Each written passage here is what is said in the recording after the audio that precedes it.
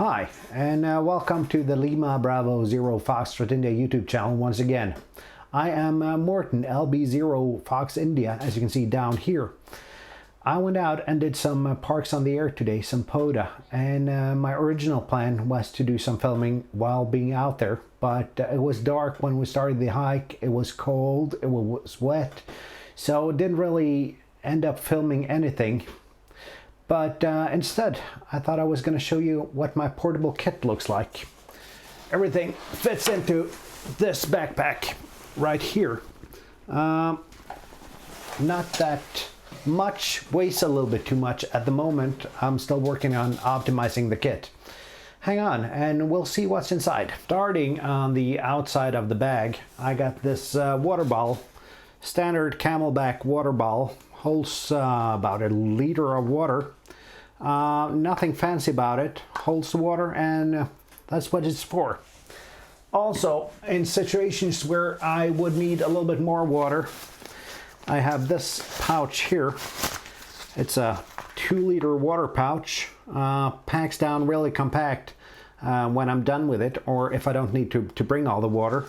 And I'll show you what I use the water for later on in the video. Further on the outside of the backpack, on the other side, I have this aluminum thermos mug, something I got from a gas station years ago. Works fine for coffee, for water, or anything else I'll drink while doing portable ops. I mainly operate HF when doing portable. But in the front pouch of my backpack, I keep this Anytone 878 and a speaker microphone. Good for communications locally when we're more than one person doing portable, and good for the perhaps last 2 or 3 contacts that I'm missing. I'll then do a call to a repeater and try to do simplex just to get the reactivation done. The last thing I have on the outside of my bag, I'll just bring it up here. On the belt here, there's a small pouch. And I keep a couple of these protein bars just in case I need a quick snack while hiking.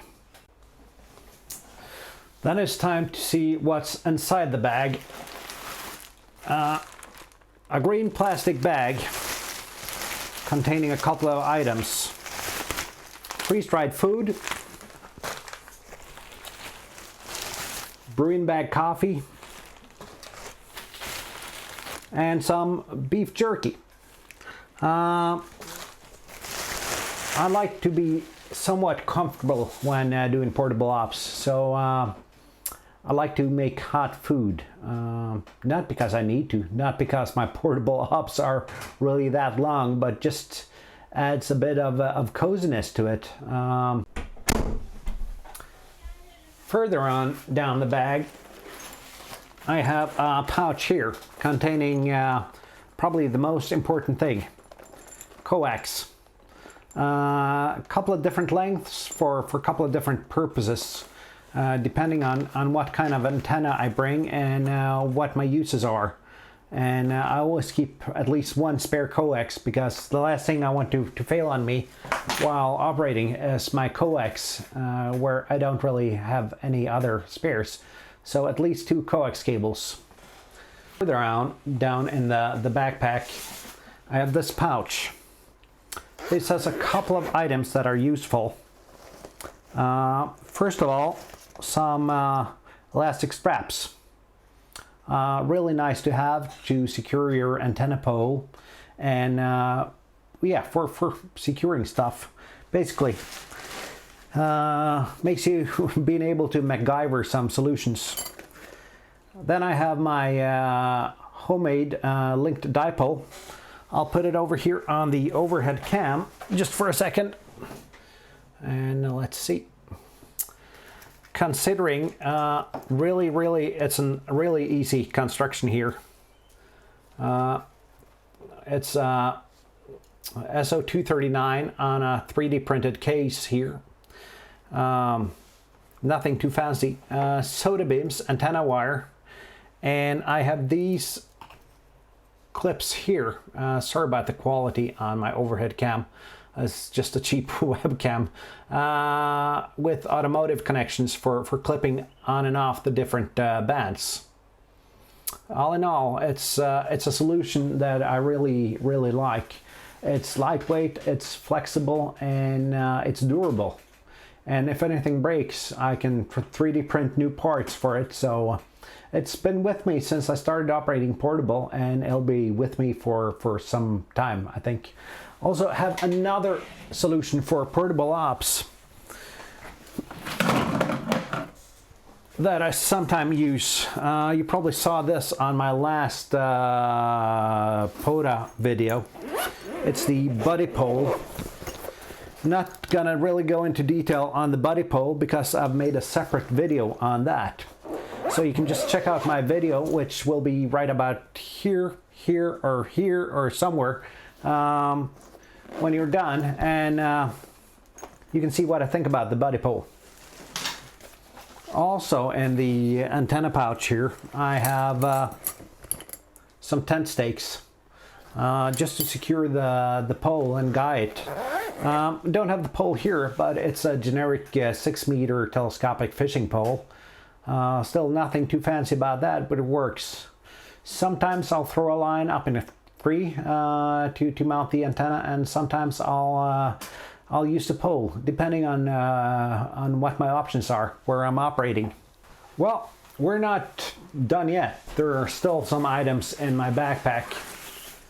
And what are portable ops if you can't really have a place to sit? Believe it or not, this is a chair. I'll open it here.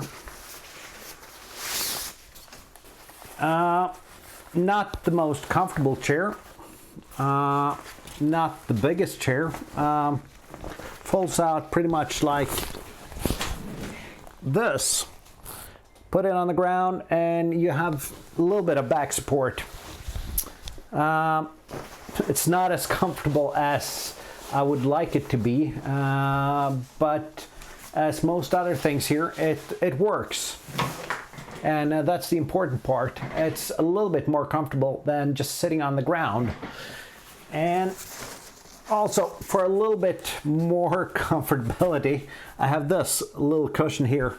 Still nothing much, but it isolates me a little bit from snow and ice and a cold ground. We're not done yet. What are you going to do with the chair if you can't be comfortable? And I got this little cook set consisting of a propane burner and 2 pots. It's lightweight, and I got it after watching Ham Radio Crash Course here on YouTube, and a tip from Josh there. We'll switch to the overhead cam and have a look at it. It's got a small pot.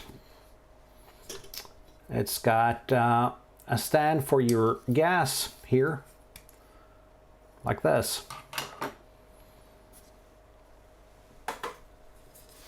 And if we just remove the bag here, you have room for your propane here. Little pouch with some silverware, knife, fork, and spoon. And a really nice and compact gas burner here. I got this from eBay, and it wasn't really that expensive. I believe it was about $15 to $20 US actually for the whole set. And it's been with me now for about 6 months and works flawlessly every time. Empty, I think it without the gas, I think it's just a little bit more than 100 grams, so about 250 grams with the gas container, which is lightweight and just compact.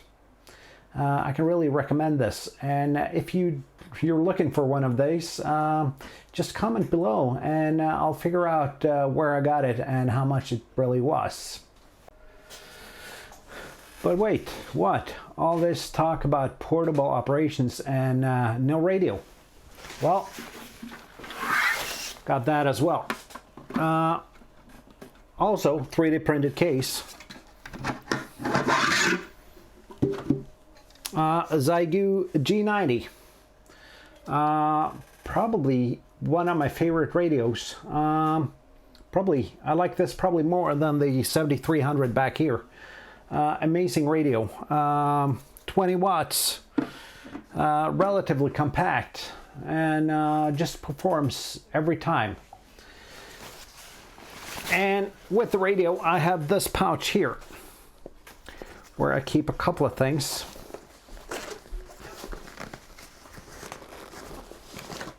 Power meter with power poles.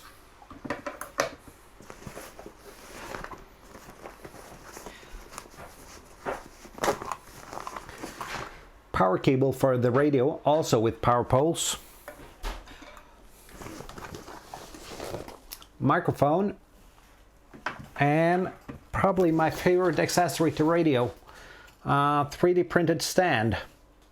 They just hook into the side of the radio and lifts the front panel a little bit, just enough to work it comfortably.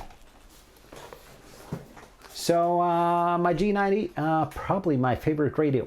For powering the radio, I have a couple of different options. What's usually in my bag is this, a 9 amp hour lead acid battery.